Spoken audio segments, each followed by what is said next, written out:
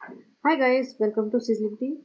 तो मेरे पास ना एक रिक्वेस्ट आ रही है एक बंदे की, एक सब्सक्राइबर है मेरी। नॉट दैट कि मैं कोई इस टाइप के क्वेश्चंस हर बार लूंगी या ऐसा नहीं कर पाऊंगी शायद। बट उस लड़की की काफ़ी बार रिक्वेस्ट आ रही थी कि मेरे साथ बहुत प्रॉब्लम है, मुझे कोई बताने वाला नहीं है, मुझे समझ नहीं आ रहा क्या करना चाहिए, ये वो। तो मैंने कहा ठीक है, मुझे लिख दो अपनी प्रॉब्लम, देखते हैं क्या है। जब उसे प्रॉब्लम लिखी तो मैंने कहा ये तो बहुत ही ऑब्वियस आंसर है। और मैंने सोचा इस पे एक पॉडकास्ट बना दिया जाए।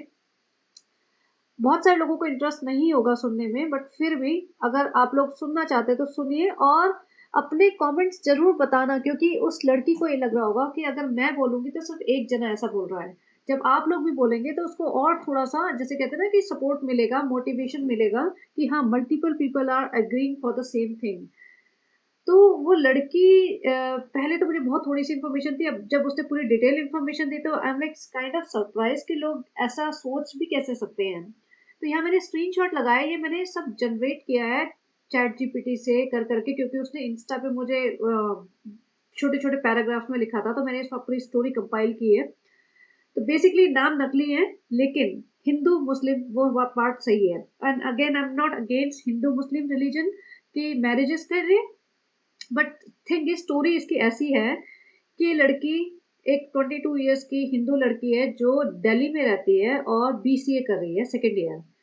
उसकी मतलब पेरेंट्स, उसके फादर की डेथ हो गई, मॉम है, भाई है, और ऑब्वियसली मतलब और कोई फैमिली का ज़्यादा सपोर्ट होगा नहीं। और लोअर मिडिल क्लास फैमिली से बिलोंग करती है, वो ट्यूशन वगैरह पढ़ा के अपना काम कर रही है। अब उससे 4 एक साल पहले उसको एक अलीगढ़ के लड़के से, जो कि उससे 10 साल बड़ा है, उससे कांटेक्ट हुआ और लॉन्ग डिस्टेंस रिलेशनशिप में है। यहाँ तक तो मैं सुन रही थी, चलो ठीक है।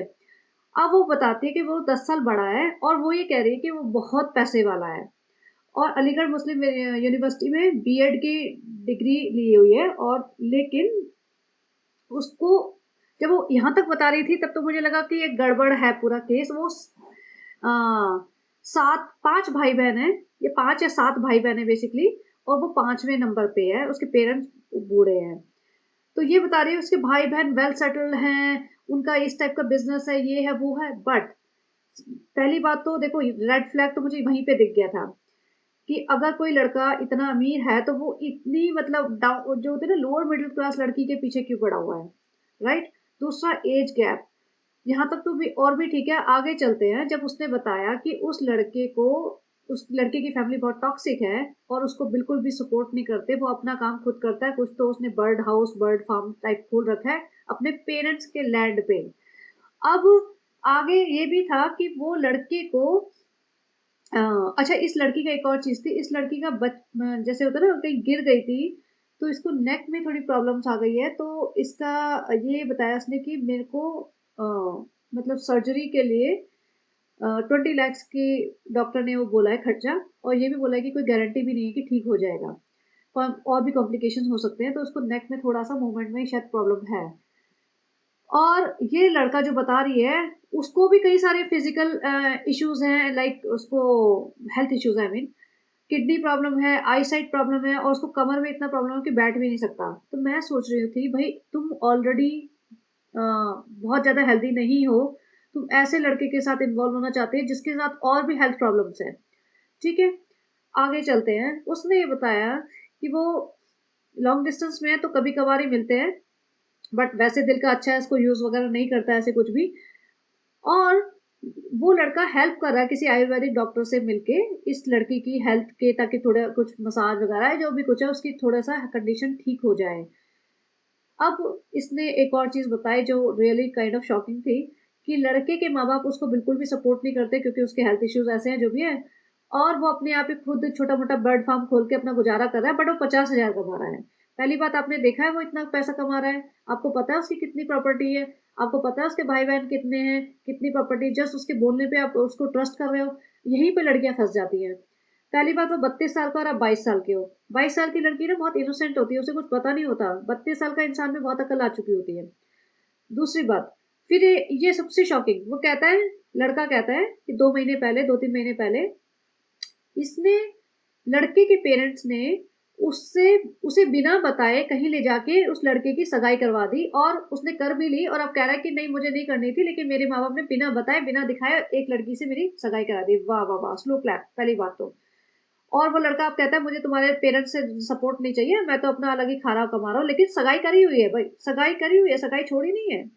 ये आज तक हमने लड़कियों का सुना था भाई जनरली, कि लड़कियों के अफेयर वगैरह चल रहे होते हैं तो पेरेंट्स उनको बिना बताए या काइंड ऑफ डरा धमका के इमोशनल ब्लैकमेल करके उनकी सगाइयां करा देते हैं, शादी भी करा देते हैं, लड़कियां कहती हैं हम कुछ कर नहीं पाए। लड़कों के साथ भी ऐसा हो रहा है, ये तो कमाल है।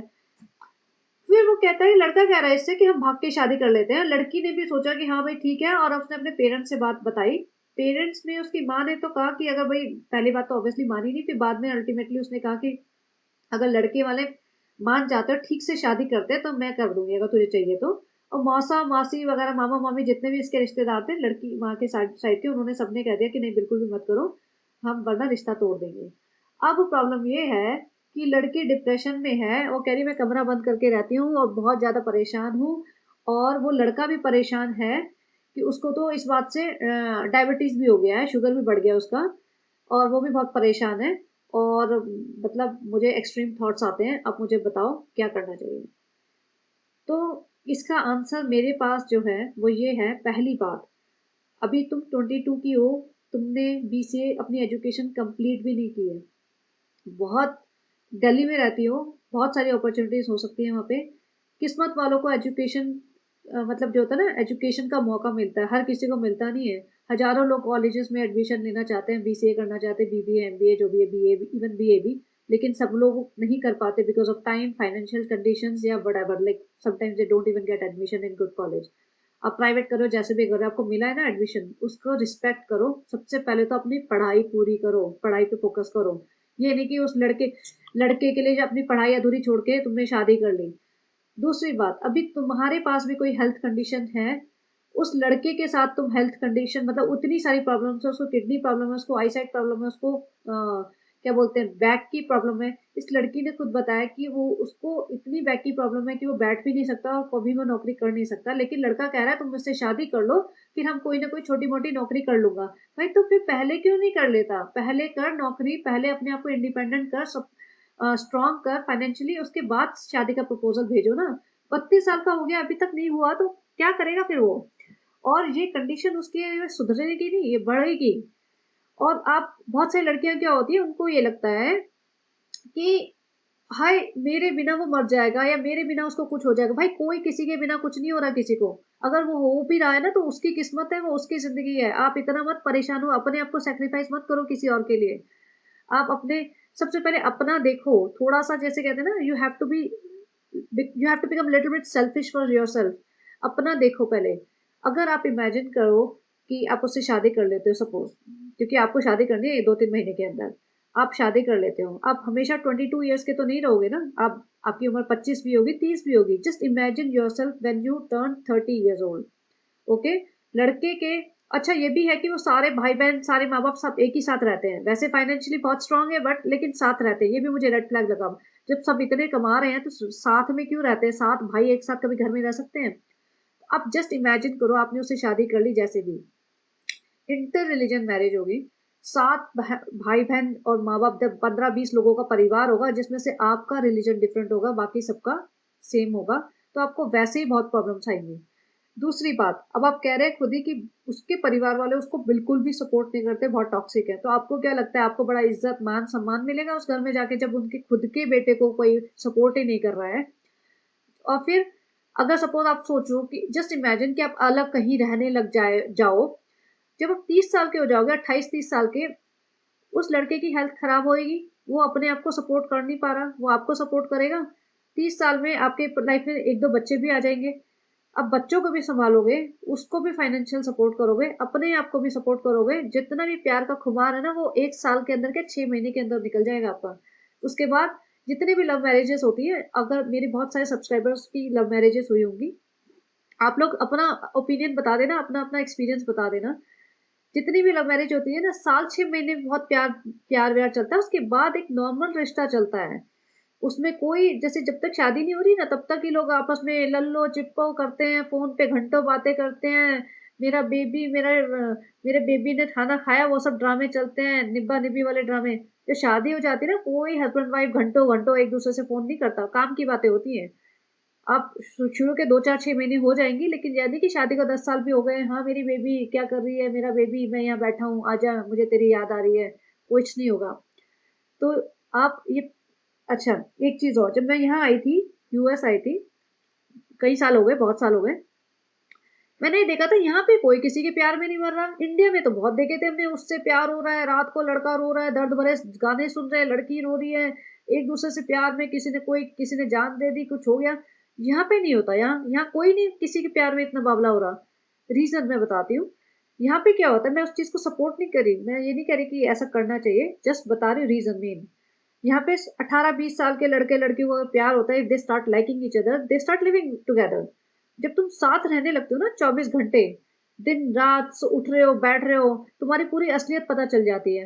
क्योंकि तुम लप्पो चिप्पो वाली बातें नहीं करोगे, फिर तुम बनावटी बातें नहीं करोगे, तुम्हारी असलियत जिसे कहते हैं ना। तो वो 6 8 महीने, साल 2 साल एक दूसरे को झेलते हैं, फिर वो निकल लेते हैं, भैया नहीं, हमारे साथ नहीं रहा जाएगा तुम्हें, हम नहीं रह सकते तुम्हारे बिना। तो ऐसे ही जो लव मैरिजेस होती है, क्यों होते डिवोर्सेस, क्यों 4 4 महीने की, 4 4 साल की, 6 6 साल की लव मैरिज में 2 साल बाद डिवोर्स हो जाता है। बॉलीवुड को ही देख लो या कहीं और भी देख लो, आपने भी आसपास देखे होंगे बहुत सारे। क्योंकि ये जब तक दूर हो ना, तब तक तुम इस इंसान की असलियत नहीं जानते हो। वो तुमसे मीठी मीठी बातें करेगा, अच्छी बातें करेगा, तुम्हारी तारीफ करेगा, तुम्हें खुश रखने की कोशिश करेगा, लेकिन जब साथ रहने लगते हैं ना, तो असलियत आ जाती है। सिर्फ प्यार से जिंदगी नहीं निकलती है। तुम्हें बहुत सारी चीजें चाहिए होगी, पैसा भी चाहिए होगी, एक रिस्पेक्ट भी चाहिए होगी, तुम्हारे पास रिस्पॉन्सिबिलिटी भी बढ़ेगी, रिश्तेदारी भी होएगी, मम्मी की साइड की, पापा की साइड की, बहुत सारी चीजें होंगी, तुम्हें जॉब भी करना पड़ सकता है, घर भी संभालना पड़ेगा, बच्चे भी संभालने पड़ेंगे। तो अकेले नहीं कर पाओगे, तुम्हें एक स्ट्रॉन्ग सपोर्ट चाहिए, इसीलिए तुम्हें शादी कर रही हो ना। अकेले ही सब कुछ करना है तो फिर शादी करने की जरूरत भी क्या है, तुम अकेले अपने आप मैनेज करो अपनी लाइफ। तुम क्यों एक और बंदे को अपनी लाइफ में डाल के उसकी भी लाइफ को बोझ, मतलब अपनी लाइफ को और बर्डन कर रही हो। और यही बात, ये इंटर रिलीजन वाली बात, एज गैप बहुत ज्यादा है, बंदे की हेल्थ ठीक नहीं है, और उसको कोई फैमिली में कोई सपोर्ट नहीं कर रहा है, मतलब कितने सारे रेड फ्लैग्स हैं, तुम किस चीज का वेट कर रहे हो। और तुम अपने भाई को देखो, अपने आप को देखो, अपनी माँ को देखो, तुम्हारी फैमिली है, तुम दिल्ली में रहते हो, तुम्हारे पास, तुम ट्यूशन पढ़ाते हो, अच्छी बात है, ट्यूशन और बढ़ा लो, थोड़ा और, मतलब अपनी फोकस करो अपनी उस पर, हो सकता है तुम्हें कोई जॉब वॉब मिल जाए। और हो सकता है, मुझे नहीं पता क्या सिस्टम है इंडिया में, हो सकता है कोई डिसेबिलिटी के नाम पे जैसे कुछ हो, कोई कोटा हो, वहां पे तुम्हें गवर्नमेंट जॉब मिल जाए, तो अपने फोकस करो। और दूसरी बात, सोचो, इमेजिन करो कि तुमने उससे शादी कर ली, ठीक है, 1 साल बहुत प्यार से निकल गया तुम्हारा, 1 1.5 साल बाद वो बंदा को कहता है मुझे तो दूसरी शादी करनी है, या कुछ भी है, तुम्हारे लड़ाई झगड़े हो गए, या नहीं, तुम्हें, तुम्हारी आंखें खुल गई, नहीं तुम्हें लग रहा कि मैं संभाल पाऊंगी सब कुछ, मुझसे नहीं होगा, और तुम सेपरेट होते हो, तब क्या करोगी? उसके बाद आगे सोचा है? उसके बाद भी तो तुम अपने आप को संभालोगी ना, अपने आप को, अपनी लाइफ जियोगी। तो वही समझ लो कि मैंने 22 में 21 में शादी की थी, नहीं चली, नहीं हुआ, बहुत कलेश हुए। 6 महीने तो नॉर्मल रहेगा, 6 महीने कलेश, और फिर तुमने डिसाइड कर लिया कि you do not want to live with that, पर गए, अभी नाउ यू आर बैक। तो अब 22 साल के तुम एज में तुम वापस आ गई हो, और अब वही सोचो कि चलो, वो एक लाइफ का चैप्टर था, क्लोज हो गया, अब मुझे आगे बढ़ना है। तो तुम कमरे में बंद होकर सारी जिंदगी नहीं निकाल सकती, लाइफ के आगे का सोचो थोड़ा, 20 25 30 35 40, वहां तक क्या होएगा। ये कोई मोमेंटरी प्लेजर नहीं है कि एक बार शादी कर ली उसकी खुशी के लिए। मुझे तुम्हारी स्टोरी में ये ज्यादा लग रहा है कि तुम उसकी खुशी के लिए शादी करना चाहती हो, रादर देन अपनी खुशी के लिए। मतलब ठीक है, तुम्हें भी इमोशनल अटैचमेंट होगा आजकल, जैसे मैंने पिछले पॉडकास्ट में कहा था, बहुत सारे लोग, बहुत सारे बच्चे, यंग लड़के लड़कियां, उनको एक बार कोई मिल जाता है, बस उसपे सारे, मतलब इमोशनली इतने डिपेंडेंट हो जाते हैं, इमोशनली इतने कनेक्ट हो जाते हैं उससे, उन्हें ये याद ही नहीं रहता है, उन्हें अपना ध्यान ही नहीं रहता, उन्हें लगता है कि सब कुछ वही है, वहीं पे, this is the start of life and this is the end of the life. कि तुम अपनी, एक इंसान पे अपनी सारी जिंदगी, जो कहते हैं ना, सारे दाव मत खेलो, life is more than that. और अपनी, तुम्हारी जैसे होता है ना, माँ, बाकी बड़े लोग हैं, वो एक्सपीरियंस होता है उन्हें, उन्होंने दुनिया देखी होती है, इसलिए मना कर रहे होते हैं तुम्हें। कि हमारे, हम बहुत छोटे थे, जैसे कॉलेज वॉलेज में भी थे जब, तो हमारे पेरेंट्स भी बहुत सारी चीज़ों के लिए रोक टोक करते थे, हमें भी लगता था नहीं नहीं ऐसे क्यों रोक रहे हैं। लेकिन अब हमें समझ आ रहा है कि वो रोकते थे फॉर अ रीज़न। हम भी अपने बच्चों को वो सब चीज़ें करने से रोकेंगे कि ये सब नहीं करो, वो सब मत करो। जैसे छोटा बच्चा होता है, सीढ़ी पे चढ़ रहा है, भाग रहा है, हम मना करेंगे ना गिर जाओगे, क्योंकि हमें पता है बच्चा ऐसे गिर जाएगा, लेकिन वो उसे पता नहीं है कि वो गिर जाएगा और चोट लग सकती है। तो इसलिए जो बड़े कहते हैं तो मान जाओ। और अगेन, कोई भी रिलेशन खत्म होता है, तुम कोई भी मतलब whenever you break up with somebody, it is not going to be easy, it is going to be tough. But again, तुम एक थोड़े टाइम के लिए एक खराब सिचुएशन में रहना चाहती हो या लंबे टाइम के लिए, वो तुम्हें डिसाइड करना है। क्योंकि इस सिचुएशन में अगर तुम शादी भी करती हो ना, 99.9% मैं बता रही हूँ कि तुम नहीं खुश रह पाओगे इस शादी में। यहाँ मुझे कुछ भी ऐसा नहीं लग रहा कि जो तुम्हारे फेवर में जा रहा हो। जो तुम्हारी पर्सनल कंडीशन है ना, उससे बहुत ही खराब सिचुएशन में तुम जाने की बात कर रही हो। और ये बहुत सारे लड़के होते हैं ना, बड़ी बड़ी बातें करते हैं, हमारे पास इतना जमीन है, इतने जायदाद है, हमारे इतने पैसे हैं। और बहुत सारी लोअर मिडिल क्लास की लड़कियां इस चक्कर में फंस जाती हैं। बहुत मैंने सुना है कि जब पैसा फाइनेंशियल क्रंच होता है ना फैमिली में, तो सामने वाली पार्टी को लगता है कि इसको ये दिखा के अट्रैक्ट कर लूं। अगर वो इतनी ही पढ़ी लिखी बड़ी पठानों की फैमिली है, इतना है प्रॉब्लम उसे, तो फिर उसको तो पैसा कमाने की वो टेंशन भी नहीं होनी चाहिए। उसको बोलो दो चार घर अपने नाम करा, अपने पिताजी से दो चार घर, दो चार प्रॉपर्टी अपने नाम करा, ताकि उसे कमाना ना पड़े। थोड़ा बहुत बिजनेस बिजनेस स्टार्ट कर। अगर वो कर सकता है तो सोचो। अगर वो खुद ही कह रहा है कि मेरा तो खुद ही रहने का ठिकाना नहीं है क्योंकि मेरी फैमिली सपोर्ट नहीं करती, टॉक्सिक है, क्यों भाई? कोई भी बच्चे के पेरेंट्स उसको ऐसे क्यों करेंगे? तो मुझे ये सब बनावटी बातें लग रही हैं। आप उसको ज़्यादा जानते नहीं हो। और लॉन्ग डिस्टेंस है, लॉन्ग डिस्टेंस में फ़ोन पे जो बातें होती हैं उसी से पता चलता है। वो आपको इमोशनली डिपेंडेंट बना रहा है अपने पे, और आप जैसे कह रहे हो कि मेरे कोई फ्रेंड्स नहीं है, कुछ नहीं है, ये नहीं है, वो नहीं है, तो आप उस पे इमोशनली डिपेंडेंट होते जा रहे हो। तो आप बहुत यंग हो, और आराम से फ्रेंड्स फ्रेंड्स बनाओ, घूमो फिरो, अपनी पढ़ाई करो, अपना ट्यूशन व्यूशन करो, ताकि आप बिजी रहो और अपनी आगे जिंदगी में बढ़ो। इन सब चक्करों को छोड़ दो, इसमें कुछ नहीं रखा है। और वो लड़का कह रहा है भाग के शादी कर लेते हैं, कल को उसके बाद आप भाग के शादी कर लेते हो, उसके पास कोई वो सबूत भी नहीं रहेगा, आप धक्के खाती फिरती रह जाओगे लोगों को बताते हुए कि हमने शादी की थी। और वो कल को मुकर जाएगा कि भाई मैं नहीं जानता, मैंने नहीं की थी। फिर क्या करोगे? तो भाग के शादी करना तो बिल्कुल ही बिग बिग बिग नो है। और पेरेंट्स को जबरदस्ती मत करवाओ। अगर आपका 4 साल चला है, पढ़ाई नंबर टू, भाग के कभी भी मत करो। नंबर टू, पढ़ाई कभी भी बीच में मत छोड़ देना, क्योंकि फिर तुम कंटिन्यू नहीं कर पाओगे। और तीसरा, कि अगर उसे करनी है तो उसे बोलो कि पहले फाइनेंशियली स्ट्रांग हो, मुझे दिखा कि हाँ भाई मैं फाइनेंशियली ठीक रह सकूंगी तेरे साथ या नहीं। दिखा अपने फाइनेंसेस, दिखा तेरी प्रॉपर्टी। और सिर्फ तुम्हें नहीं दिखाए, क्योंकि तुम, मुझे लगता नहीं इतनी समझदार हो। किसी बड़े जने को बुला लेना, उनसे बोलना कि तुम देखो कि सही में इसके पास ये प्रॉपर्टी है, घर है, नौकरी है, और क्या उसकी कंडीशंस है, फाइनेंशियल कंडीशंस। तब जाके, ऐसे नहीं कि लड़के ने फोन पे चार बातें मीठी मीठी कर ली और तुम उसकी भावनाओं में आके बह गए और अपनी लाइफ बर्बाद कर ली। तो ये सब बातों का ध्यान रखना। और अपने पेरेंट्स की सहमति से, अपनी माँ की, भाई की, बाकी लोगों की सहमति से, जब ये सब चीजें क्लियर हो जाए ना, आपकी एजुकेशन, उसका फाइनेंशियल बैकग्राउंड सब, और उसके पेरेंट्स को पता हो, भले वो आए ना आए लेकिन उसको पता हो, आपके पेरेंट्स का एग्रीमेंट, ये सब करके, और आपको पता चले कि हाँ ये बंदा आपके लिए फ्यूचर के लिए ठीक है। और अगेन, हेल्थ भी अच्छी होनी चाहिए। अगर आप इतने ही प्रॉब्लम वाले बंदे के साथ शादी करोगे तो ये मान लेना हमेशा कि फाइनेंशियल बर्डन आपके ऊपर ही रहेगा। वो हो सकता है घर में बैठ जाए थोड़े दिन बाद। और जब इंसान घर में बैठ जाता है ना, बंदा घर में बैठ जाता है, तो बहुत टॉक्सिक बन जाता है। क्योंकि बंदों का जो होता है ना, जेनेटिक फैक्टर, जेनेटिक मेकअप, वो ऐसा बना नहीं होता कि घर में बैठे रहे। क्योंकि बाकी सब लोग काम कर रहे होंगे, हर बंदा काम कर रहा होगा, वो घर में बैठेगा तो वैसे ही वो परेशान हो जाएगा। और वैसे, और उनकी बीवियां कमाएंगी तो वो और वैसे टेंशन में आते हैं, मेरी बीवी कमाने जा रही है, मेरी बीवी तो 10 साल यंग है, इसका कुछ अफेयर चल रहा होगा, इसका कुछ हो रहा होगा, वो वैसे ही तुम्हारे पीछे पड़ जाएगा। बहुत सारे कॉम्प्लिकेशन हो सकते हैं, तो इन चक्करों में मत पड़ो।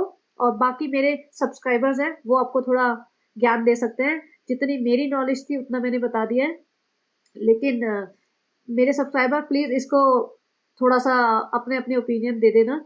और आप भी, जो भी लड़की सुन रही है, मेहर और अली, ये मैंने नाम ऐसे रखे हुए हैं, उसका नाम असली अली नहीं है, बट हिंदू मुस्लिम है, लड़की हिंदू है, लड़का मुस्लिम है, बाकी सारी चीजें सही है। नाम मैंने ऐसे हाइड कर दिया इन केस उसने कहा था कि मेरी आइडेंटिटी हाइड कर देना, तो मैंने इसलिए उसको एक स्टोरी में कन्वर्ट कर दिया, बट बाकी सब चीजें वही हैं। तो चलिए गाइस, बताना, और कल फिर सभा का रिव्यू करेंगे। मुंबई पहुंच चुकी होगी मैडम हमारी। फिर देखते हैं उस भाई भाभी में कितना प्यार आता है, और वो कितनी बार अपनी भाई से मिलने जाती है, कितनी भाभी से मिलने जाती है, और अम्मा इस बार आती है गीली चुम्मियाँ देने या नहीं। तो बने रहिए and will see you tomorrow. Bye bye.